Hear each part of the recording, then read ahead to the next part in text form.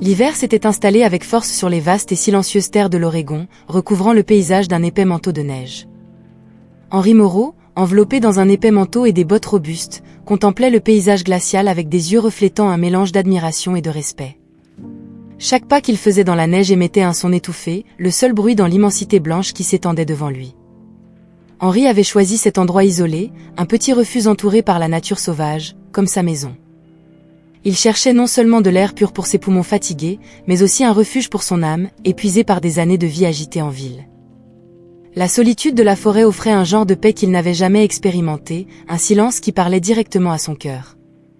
En marchant, Henri pensait à son voyage jusqu'ici, se remémorant les rues animées, les nuits blanches et le bourdonnement constant de la métropole qu'il avait laissé derrière lui. La décision de déménager n'avait pas été facile, mais chaque respiration profonde, chaque aperçu de la forêt enneigée confirmait que son choix était le bon. Il s'arrêta un moment, fermant les yeux pour sentir le froid du vent sur son visage. Henri savait que l'hiver rigoureux serait un défi, mais il était déterminé à le relever. Après tout, c'était dans l'adversité qu'il se sentait vraiment vivant, en harmonie avec la nature et avec lui-même. Avec un soupir résolu, Henri reprit sa marche, prêt à affronter tout ce que cet hiver sévère lui réservait. Par une froide matinée, alors que le soleil luttait encore pour percer à travers les nuages gris, Henri Moreau se préparait pour l'une de ses rares visites en ville. Le besoin de provisions l'obligeait à quitter, même brièvement, l'isolement confortable de son foyer dans la forêt. Tout en conduisant son motoneige, Henri appréciait le paysage qui l'entourait, un monde transformé par la neige, quand un mouvement soudain attira son attention. Devant lui, sur le chemin presque effacé, une petite silhouette grise avançait avec hésitation. Henri freina immédiatement, son cœur battant fort à l'adrénaline soudaine du moment.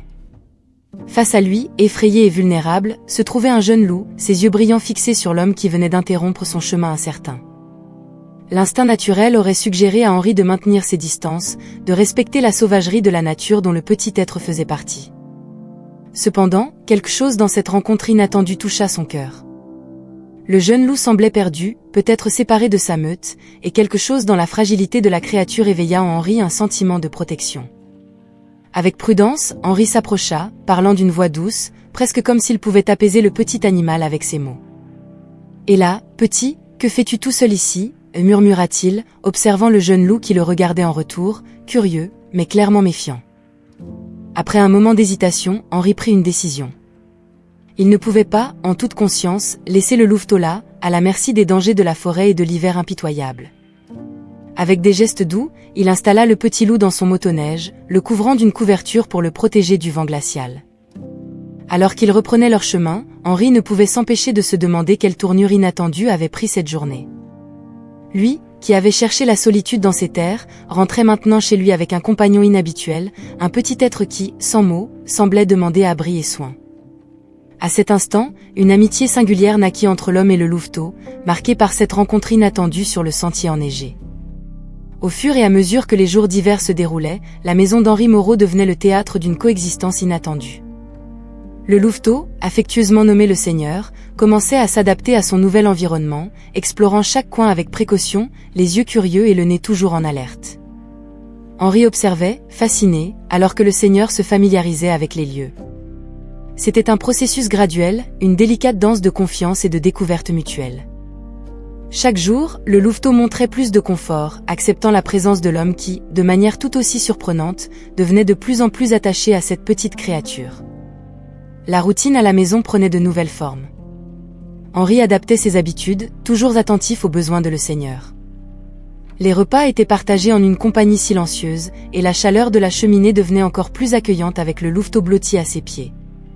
Henri, qui s'était depuis longtemps habitué au silence, trouvait maintenant une nouvelle forme de dialogue, exprimée dans les regards et les gestes du petit loup. Le Seigneur, de son côté, apprenait la vie aux côtés d'un être humain. Sous le regard attentif d'Henri, le louveteau explorait les saveurs, les sons et les textures, chaque jour apportant un nouvel apprentissage. La méfiance initiale laissait place à un lien solide, construit sur le respect mutuel et la patience partagée. Les moments de jeu se mêlaient aux périodes de repos paisibles, et Henri était surpris de constater à quel point la présence du loup enrichissait ses journées. Il y avait une nouvelle énergie à la maison, un sentiment de camaraderie qui remplissait l'espace, raccourcissant les longues nuits d'hiver et réchauffant les froides matinées. Dans ce tableau d'amitié inattendu, Henri et le Seigneur tissaient des liens de compagnie, une connexion silencieuse mais profondément significative, transformant la vie solitaire d'un homme et l'existence incertaine d'un louveteau en une histoire de confiance, d'apprentissage et de camaraderie. À mesure que l'hiver cédait la place aux premiers signes du printemps, un changement subtil mais perceptible commença à se manifester chez le Seigneur. Le louveteau, désormais plus robuste et confiant, montrait une agitation croissante, un regard souvent tourné vers l'immensité de la forêt qui entourait la résidence d'Henri Moreau. Henri, toujours attentif au comportement du jeune loup, remarqua la transformation. Le Seigneur était de plus en plus agité, ses oreilles se dressaient au moindre bruit venant de l'extérieur, et ses pattes le conduisaient de plus en plus près de la porte d'entrée. C'était comme si la forêt l'appelait, un appel silencieux mais irrésistible qui parlait à son essence sauvage. Avec l'arrivée du printemps, la nature reprenait vie dans toute sa splendeur, et avec elle, l'instinct naturel de le Seigneur semblait se réaffirmer. Henri comprenait que leur cohabitation, aussi harmonieuse qu'elle fût, ne pourrait pas étouffer l'appel de la nature sauvage dans le cœur du loup. Conflit intérieur, mais résigné, Henri savait que le moment était venu de permettre à le Seigneur de suivre son propre chemin. Avec un mélange de tristesse et de compréhension, il ouvrit la porte, regardant le louveteau avec un regard empreint à la fois d'amour et de libération. « Va, le Seigneur, la forêt t'appelle », murmura Henri doucement, tandis que le loup l'observait, comme s'il pesait la profondeur des mots de l'homme. Hésitant au départ, le Seigneur fit quelques pas prudents hors de la maison. Il s'arrêta, se tourna vers Henri, et pendant un instant, le temps sembla s'arrêter, capturant l'intensité du lien qui s'était formé entre eux. Puis, avec une décision silencieuse, le loup se tourna vers la forêt et commença à marcher, disparaissant progressivement parmi les arbres qui l'appelaient. Henri resta à la porte, observant jusqu'à ce que la silhouette de le Seigneur se fonde complètement dans la verdure de la forêt. Le cœur de l'homme était lourd, mais il y avait aussi une reconnaissance paisible qu'il avait fait ce qui était juste. Dans cet au revoir, Henri nourrissait l'espoir, subtil mais persistant, que leur chemin à lui et à le Seigneur se croiserait peut-être à nouveau, à un autre moment, sous le même ciel qui unissait l'homme et la nature. Les jours qui ont suivi le départ de le Seigneur ont été empreints d'une réflexion paisible pour Henri Moreau. La maison, maintenant habitée seulement par l'homme, semblait résonner du vide laissé par son compagnon à quatre pattes. Cependant, la nature, dans sa communication constante et mystérieuse, n'a pas tardé à surprendre Henri à nouveau. Comme s'il obéissait à un accord tacite, le Seigneur a commencé à faire des visites sporadiques à la maison qui avait été son refuge. À chaque retour, le loup apportait avec lui l'énergie sauvage de la forêt, un rappel vibrant de sa vie libre et indomptable. Henri accueillait chaque visite avec un mélange de joie et de soulagement, sentant son cœur se réchauffer en voyant que le loup ne l'avait pas oublié. Avec le temps, Henri a commencé à remarquer un schéma dans les retours de le Seigneur. Le loup semblait apparaître précisément lorsque des changements météorologiques étaient sur le point de se produire. Son comportement intuitif et agité prévoyait des vents plus forts, des chutes de neige imminentes ou même l'ouverture prochaine du ciel. Henri, fasciné, observait comment la nature avait doté le Seigneur d'une sensibilité aiguisée, en faisant un véritable baromètre vivant des forces qui régissaient le monde qui l'entourait. Malgré le réconfort que les visites de le Seigneur apportaient, il y avait aussi une ombre de présage qui les accompagnait. Henri était reconnaissant pour le lien qu'il entretenait avec le loup, mais l'incertitude de ne pas savoir quand il reverrait son ami apportait un sentiment subtil d'inquiétude. C'était comme si chaque adieu contenait une question silencieuse sur l'avenir, sur ce qui était au-delà de ce qui était visible et prévisible. Lors de ces visites, le Seigneur et Henri partageaient des moments de complicité silencieuse, se reconnaissant mutuellement comme faisant partie d'un tout plus grand et plus mystérieux. Henri, avec son regard humain, et le Seigneur, avec ses instincts de loup, trouvaient un point de convergence où l'homme et la nature dialoguaient, apportant à la fois du réconfort et une subtile prémonition de ce que l'avenir pourrait réserver. Un après-midi où le soleil se couchait lentement, teintant le ciel de tons d'orange et de rose, Henri Moreau fut témoin d'une scène qui ajouterait encore plus de profondeur à sa connexion avec la nature sauvage. Alors qu'il attendait peut-être la visite de le Seigneur, ses yeux captèrent une silhouette qui se déplaçait avec grâce et prudence à l'orée de la forêt. Ce n'était pas le loup qu'il connaissait, mais plutôt une présence nouvelle, majestueuse et maternelle, une louve qu'il sentait instinctivement être la mère de le Seigneur. La louve s'arrêta à une certaine distance, ses yeux perçants et alertes scrutant l'environnement avant de permettre à le Seigneur, qui émergea des ombres de la forêt, de s'approcher. Henri observa, fasciné et immobile, l'interaction entre la mère et le fils. Il y avait une communication silencieuse entre eux, un dialogue ancestral et instinctif qui transcende les mots et les gestes humains. Respectant le lien sacré qui se déroulait devant ses yeux, Henri resta à une distance respectueuse, réalisant qu'il était en présence d'une vérité rarement observée par l'homme. La louve, bien qu'elle se montre prudente, ne montrait aucune hostilité. Au contraire, il y avait une certaine sérénité dans sa posture, comme si elle reconnaissait en Henri une présence non menaçante, peut-être même familière grâce à le Seigneur. Dans les jours qui ont suivi, Henri a remarqué un changement subtil dans la région autour de sa maison. Des empreintes de loup apparaissaient de temps en temps, et il ressentait la présence discrète mais constante de la louve à proximité. C'était comme si, d'une manière ou d'une autre, la louve avait étendu un cercle invisible de confiance autour de cet espace partagé, un signe de reconnaissance et de respect mutuel. Henri était conscient que la nature avait ses propres codes, ses propres accords tacites, et la présence de la louve-mère était un rappel vivant de cela. Il savait qu'il ne devait pas intervenir, mais en même temps, il se sentait honoré de témoigner de la proximité et du lien entre la louve-mère et le Seigneur. Cette nouvelle dynamique entre l'homme, le loup et la nature sauvage ajoutait une couche de profondeur et d'émerveillement à son déjà extraordinaire voyage dans la solitude de la forêt. Le crépuscule tombait doucement sur la forêt, peignant le ciel de nuances d'un bleu profond, lorsque la sérénité d'Henri Moreau fut brusquement rompue. Le son de pas lourds et de voix étouffées brisa l'harmonie habituelle du crépuscule. Henri, sentant un frisson d'alerte lui parcourir l'échine, s'approcha prudemment de la fenêtre pour enquêter sur l'origine de cette perturbation indésirable. Ce qu'il vit fit battre son cœur plus rapidement. 3 silhouettes sombres, clairement armées et dégageant une aura de désespoir et de danger, s'approchaient de sa résidence. Avant même qu'il puisse totalement assimiler la situation, la porte fut violemment poussée, et les hommes envahirent l'espace qui, jusque-là, était son refuge sûr. Henri, bien que surpris et en situation de désavantage, n'était pas prêt à céder facilement. Sa voix résonna avec fermeté et défi alors qu'il faisait face aux intrus. « Qui êtes-vous ? Que voulez-vous ici ?» Cependant, à peine les mots avaient-ils quitté sa bouche qu'un des hommes, sans hésitation, le frappa, le forçant à reculer. La situation s'est rapidement envenimée. Henri, malgré son courage, fut dominé par la force brute et le nombre des envahisseurs. Ils le maîtrisèrent avec une brutalité efficace, révélant la froideur et la détermination de ceux qui fuyaient non seulement la loi, mais aussi toute trace d'humanité.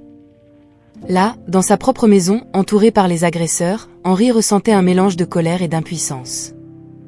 La vie paisible qu'il avait construite, le lien qu'il avait établi avec la nature et ses habitants sauvages, tout semblait être en danger face à cet acte violent et intrusif. La forêt, qui était jusqu'alors un sanctuaire de paix et d'isolement, était devenue le théâtre d'un cauchemar inattendu, avec Henri au centre d'un danger qu'il n'aurait jamais pu prévoir. À ce moment critique, alors que la violence semblait sur le point de dominer chaque coin de cette maison autrefois paisible, un retournement de situation inattendu se dessina. Comme s'ils étaient guidés par un 6e sens, le Seigneur et sa mère, les loups qui avaient tissé un lien invisible avec Henri Moreau, surgirent du crépuscule, franchissant le seuil de la porte entrebâillée avec une présence imposante et des yeux flamboyants. Sans hésitation, les loups se jetèrent sur les envahisseurs, une force brute et indomptable de la nature qui ne connaissait pas la peur. Les griffes et les dents des animaux trouvèrent leur cible, provoquant un chaos de cris et de confusion. Le Seigneur, en particulier, défendait Henri avec une férocité qui transcendait la compréhension humaine, se battant avec un courage alimenté par le lien qui existait entre lui et l'homme. La confrontation était brutale et déchaînée, la pièce transformée en champ de bataille où la sauvagerie instinctive des loups se heurtait à la cruauté humaine. Henri, bien qu'il soit toujours maîtrisé, observait la scène avec un mélange d'horreur et d'admiration. Le lien qu'il avait formé avec ces créatures magnifiques se manifestait de la manière la plus surprenante et violente qui soit. Au sommet de la lutte, un coup de feu déchira le chaos, un son terrible qui résonna sur les murs de la maison. Le Seigneur, touché, poussa un hurlement de douleur qui déchira l'air nocturne, une note aiguë de souffrance et de désespoir. Le loup, même blessé, refusait de céder, se maintenant entre Henri et le danger avec une loyauté qui défiait la mort elle-même.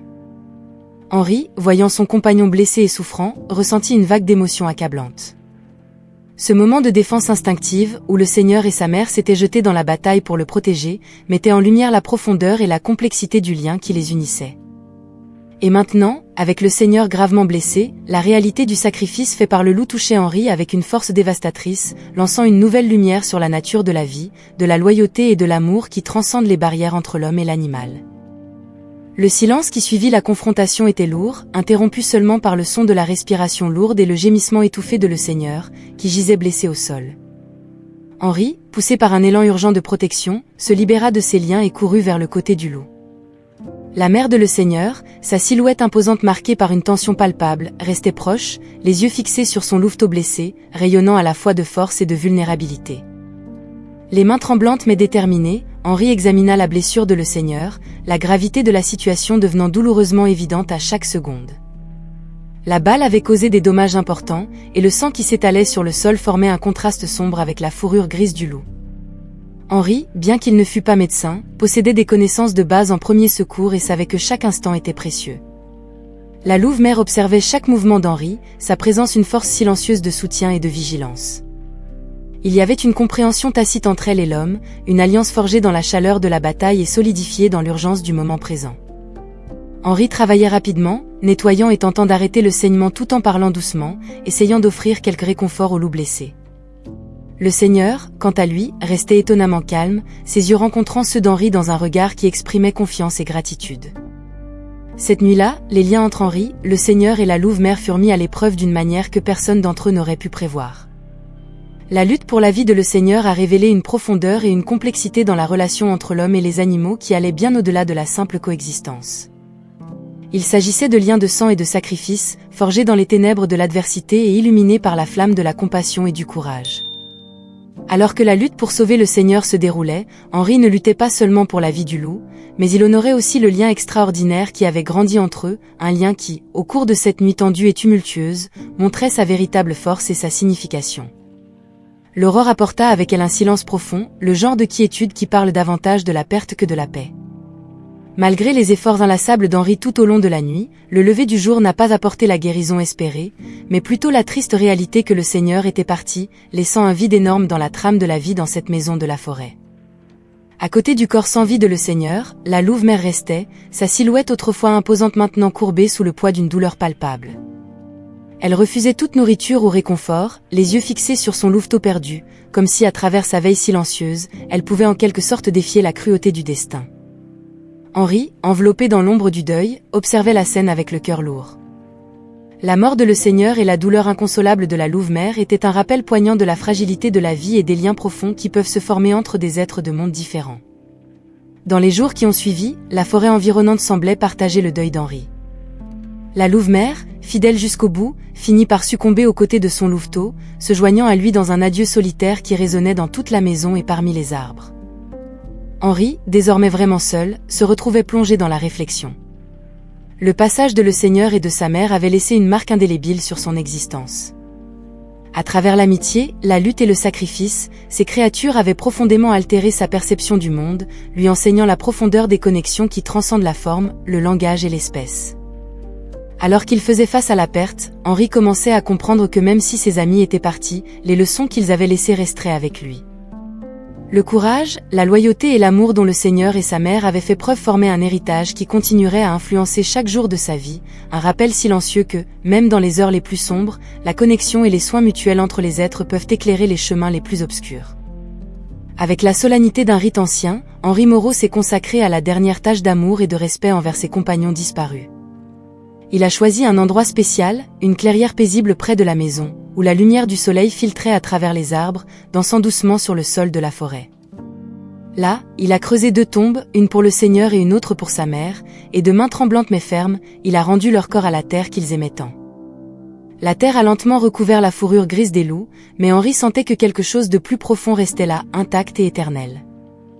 C'était comme si l'esprit des loups, leur essence sauvage et pure, s'était fondu avec la forêt environnante, devenant partie intégrante de la brise qui chuchotait entre les feuilles, de la terre qui soutenait la vie, et du cycle éternel de croissance et de renouvellement. Dans les jours qui ont suivi, Henri se retrouvait souvent à marcher jusqu'au lieu de repos de Le Seigneur et de sa mère. Il s'asseyait là, se laissant envelopper par la tranquillité de la forêt, sentant la présence des loups d'une manière nouvelle et profonde. Ce n'était plus une présence physique, mais une connexion spirituelle qui parlait de sagesse, de courage et de l'interconnexion entre toutes les formes de vie. Les leçons que Le Seigneur et sa mère avaient enseignées à Henri étaient devenues une partie intégrante de sa vision du monde. Il avait appris sur la nature sauvage non seulement en tant qu'observateur lointain, mais en tant que quelqu'un qui l'avait touché, et avait été touché par sa vérité crue et belle. La vie, réalisa Henri, était une tapisserie complexe de rencontres et de séparations, de joie et de peine, et chaque créature, chaque existence, jouait un rôle crucial dans cette vaste et mystérieuse composition. Avec le Seigneur et sa mère désormais intégrés à la terre, Henri ressentait une connexion encore plus forte avec l'environnement qui l'entourait. Il savait que, même si ses amis étaient partis, leur héritage resterait toujours avec lui, un rappel silencieux que la vie est un cycle éternel d'apprentissage et de transformation, où chaque fin est, d'une certaine manière, un nouveau commencement. Dans la pénombre chaleureuse de son foyer, avec les flammes de la cheminée dansant doucement et projetant des ombres réconfortantes sur les murs, Henri Moreau se retrouvait plongé dans des réflexions profondes. La chaleur du feu réchauffait son corps, mais c'était le souvenir du voyage partagé avec le Seigneur et sa mère qui réchauffait son âme, apportant une lumière qui illuminait chaque recoin de son être. Assis dans son fauteuil préféré, Henri laissa son esprit voyager en arrière jusqu'au jour où un curieux louveteau croisa son chemin, changeant à jamais le cours de son existence. Il se souvint de chaque moment de découverte, de chaque regard échangé et de chaque silence partagé, tissant une tapisserie de souvenirs qui devenait désormais partie intégrante du tissu même de sa vie. Les événements tragiques et transformateurs qui avaient marqué le dernier chapitre de cette amitié singulière résonnaient dans son cœur avec une intensité qui transcendait la douleur. Henri reconnaissait, avec une clarté cristalline, que l'amitié qu'il avait nouée avec les loups et le sacrifice ultime qu'ils avaient fait pour lui étaient des cadeaux inestimables, des trésors d'une valeur incommensurable qui façonneraient les contours de son destin. Tandis que les flammes crépitaient et que la nuit enveloppait le monde à l'extérieur, Henri réfléchissait aux leçons que le Seigneur et sa mère lui avaient enseignées. La douce lueur du feu projetait des ombres dansantes sur les murs de la cabane, chaque mouvement semblant résonner avec les enseignements qui avaient façonné sa vie. Il avait appris la force et la fragilité de la vie, l'importance du courage, de la compassion et de la connexion entre toutes les créatures. Les histoires et les moments partagés s'étaient entrelacés, formant la tapisserie de son existence, chaque fil représentant une leçon précieuse sur la nature complexe et précieuse de la vie. Chaque moment passé aux côtés des loups avait été une leçon sur l'essence de l'existence, lui révélant que même au plus profond de la perte, il y avait de la beauté et du sens à trouver. Henri se rendit compte que chaque rencontre avec le monde naturel était un miroir, reflétant non seulement la beauté sauvage qui l'entourait, mais aussi la profondeur de son propre être. Les hurlements lointains des loups, mêlés au crépitement des flammes, semblaient murmurer d'anciens secrets, lui enseignant qu'à chaque adieu, il y avait aussi une invitation à un nouveau commencement, et que chaque cycle de la nature portait en lui la promesse du renouveau et de l'espoir. Dans cet espace d'introspection et de chaleur, Henri se sentait reconnaissant pour chaque seconde de ce voyage partagé, chaque défi relevé et chaque joie vécue. Au milieu du crépitement doux de la cheminée, il réfléchissait à la façon dont chaque expérience avait été une brique dans la construction de son être, le façonnant avec les mains de la sagesse et de la résilience. Il savait que même si le Seigneur et sa mère n'étaient plus physiquement présents, leur héritage resterait éternellement avec lui, un trésor de souvenirs et de leçons qui continuaient à le guider et à l'enrichir. Les leçons qu'il avait apprises résonnaient dans son esprit et dans son cœur, agissant comme des phares sur son chemin, illuminant le reste de ses jours de la douce et persistante lumière des étoiles qui brillent dans les nuits les plus sombres. Henri comprenait que, même absent, le Seigneur et sa mère continuaient de vivre à travers les choix qu'il faisait et les valeurs qu'il portait. Chaque pas qu'il faisait, chaque décision qu'il prenait, était une célébration de la vie qu'il lui avait donnée et des principes qu'il lui avait inculqués, une tapisserie délicate et puissante qui reliait le passé, le présent et le futur en un seul et continu fil de l'existence.